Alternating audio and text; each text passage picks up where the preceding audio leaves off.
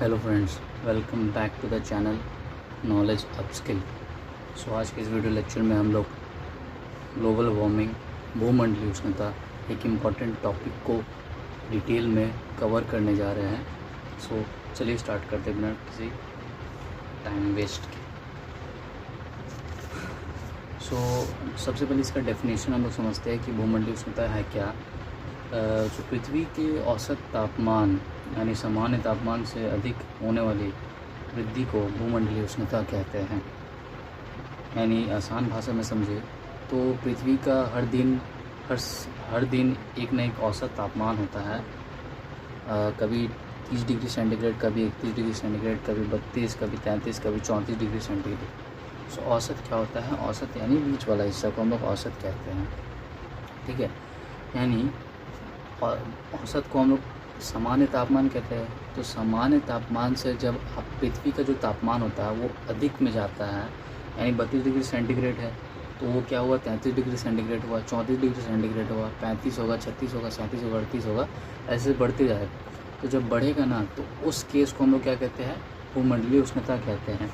यानी सामान्य तापमान से तापमान अधिक होने की जो क्रिया होती है उसको हम लोग क्या कहते हैं? भूमंडलीय उष्णता। यानी पृथ्वी का जब तापमान आकस्मिक तरीके से बढ़ता है, ठीक है, तो उसको हम लोग क्या कहते हैं? भूमंडलीय उष्णता कहते हैं। और उसके बाद आते हैं इसका कारण, इसका मेजर कारण क्या क्या है। तो इसका मेजर कारण हम बात करें तो प्रमुख कारण वनों की कटाई है, कल कारखानों से निकलने वाला धुआं है, मोटरसाइकिल का धुआं है, और यही है। लेकिन ये मुख्य कारण है, लेकिन इससे रिलेटेड एक मुख्य कारण है, इससे जन्म लिया हुआ एक मुख्य कारण है, इसका नाम है जीएनजी गैस। हाँ, तो ये सब जो चीज़ है, वनों की कटाई जो मनुष्य कर रहा है, कल कारखानों का विकास हो रहा है, कल कारखानों का विकास से कोई फ़र्क नहीं है, लेकिन कल कारखानों से जो धुआं निकल रहा है, हानिकारक धुआं निकल रहा है, उससे फ़र्क पड़ता है। उससे क्या हो रहा है ना, उससे आपका जीएनजी गैस जो ग्रीन हाउस गैसेस है, जैसे कि कार्बन डाइऑक्साइड, CH4 यानी मीथेन, N2O नाइट्रस ऑक्साइड जैसे गैस उत्पन्न हो रहे हैं। ये है मेजर कारण। ठीक है, अब हम लोग आते हैं प्रभाव पर। ठीक है, प्रभाव के ऊपर। सो प्रभाव को दिखाने से पहले मैं आपको डायग्रामेटिकली एक चीज़, तो ये है सन का डायग्राम और ये है पृथ्वी का डायग्राम। ठीक है, तो क्या होता है, हम लोग जानते हैं कि जो सूर्य का तापमान है वो क्या होता है, वो फिक्स होता है, कांस्टेंट होता है, स्थिर होता है। लेकिन जो पृथ्वी का तापमान होता है वो दिन पर दिन बदलते रहता है।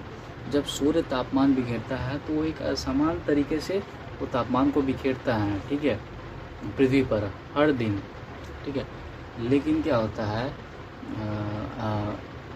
सीज़न के ऊपर इम्पैक्ट मत समझिएगा, हर दिन नहीं होता है, सीजनल होता है। तो तापमान बिखेरता है, लेकिन due to green house gases क्या होता है, जो सूर्य तापमान जो पृथ्वी पर बिखेरती है वो तापमान तो हम लोगों के लिए ज़रूरी है, क्योंकि जितने मनुष्य का शरीर ऐसा है कि जितना उसको ठंडे की आवश्यकता है उतना गर्मी की भी आवश्यकता है। ठीक है, लेकिन क्या होता है, ये जो तापमान है जो सूर्य के द्वारा बिखेरा जाता है पृथ्वी पर, वो क्या हो जाता है, वो इस ग्रीन हाउस गैसेस के द्वारा क्या होता है, एब्जॉर्ब कर लिया जाता है। इसको ऐसी शक्ति दी गई है कि ये जो तापमान है, जो गर्मी है, वो क्या कर सकता है, एब्जॉर्ब करके रख सकता है।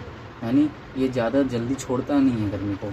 इसके वजह से क्या हो रहा है, जिसके वजह से हम लोग को सुनने को मिल रहा है कि यार भाई तापमान बढ़ रहा है, भाई गर्मी लग रहा है, बहुत गर्मी लग रहा है यार, आज का तापमान 40 डिग्री सेंटीग्रेड, 42 डिग्री सेंटीग्रेड इतना है, 43-44 डिग्री सेंटीग्रेड, बाप रे हालत ख़राब, ऐसा सुनने को मिल रहा है, देखने को मिल रहा है।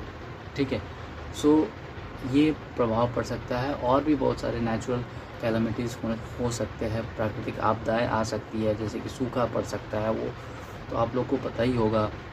जंगल सूख सकते हैं।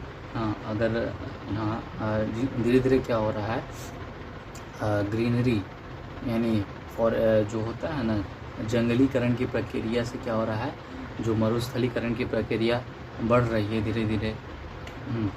ये सब क्या है, मेजर इफेक्ट है, मेजर प्रभाव है। अब हम लोग आते हैं इसका सॉल्यूशन क्या हो सकता है, सॉल्यूशन, ठीक है।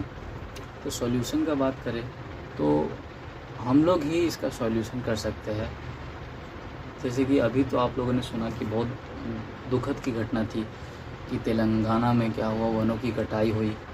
उस वनों की कटाई की वजह से क्या हुआ, बहुत सारे जो जानवर है, जंतु है, वो क्या हुआ, बेघर तो हो ही गए, लेकिन साथ ही साथ प्रकृति को भी बहुत गहरा नुकसान यहाँ देखने को मिलेगा।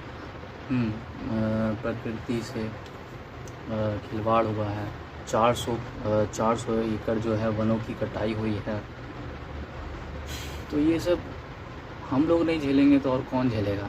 मनुष्य सोचता है चंद पैसों के लिए कि भाई पेड़ की कटाई कर दो, पेड़ को काट के अलग कर दो, उसको बेचो, हैंग करो, कुछ बनाओ, प्लॉट बनाओ, ये बनाओ, तेन बनाओ, ठीक है।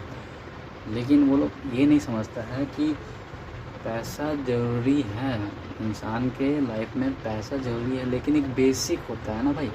अब तुम चल गए एडवांस तरीके में, ठीक है, छोड़ो उस बात को, ठीक है। तो लेकिन सांस हम लोग नहीं खरीद सकते हैं, लेकिन जो हरे भरे पेड़ पौधे वो हम लोग क्या देते हैं, सांस देते हैं, ऑक्सीजन देते हैं, जिससे हम लोग क्या करते हैं, अपना श्वसन की क्रिया करते हैं। तो इसका सॉल्यूशन समाधान निकलता है कि अधिक से अधिक पेड़ों की कटाई करिए, ठीक है। और कल कारखाने तो बंद नहीं हो सकते, क्योंकि वो भी एक रोज़गार का साधन है मनुष्य के लिए। हाँ, लोअर क्लास लोगों के लिए, लोअर मिडिल क्लास लोगों के लिए साधन है भाई रोज़गार, कल कारखानों में काम करना, हाँ, मज़दूरों का, ठीक है। और बहुत से लोगों का रोज़गार हो सकता है। और लेकिन हम लोग दूसरे तरीके पर भी बैकअप हम लोग तरीके पे सुधार कर सकते हैं। जैसे कि हम लोग इलेक्ट्रिक व्हीकल्स का यूज़ कर सकते हैं। हाँ, इलेक्ट्रिक व्हीकल जिससे धुआं नहीं निकलता है, ग्रीन हाउस गैसेस को बढ़ाने का खतरा नहीं पनप सकता है। तो ये है डिफरेंट टॉपिक्स भूमंडलीय उष्णता से रिलेटेड। अगर आपको वीडियो अच्छा लगा होगा तो please like, subscribe and share करिएगा। And thanks for watching. That's all for today.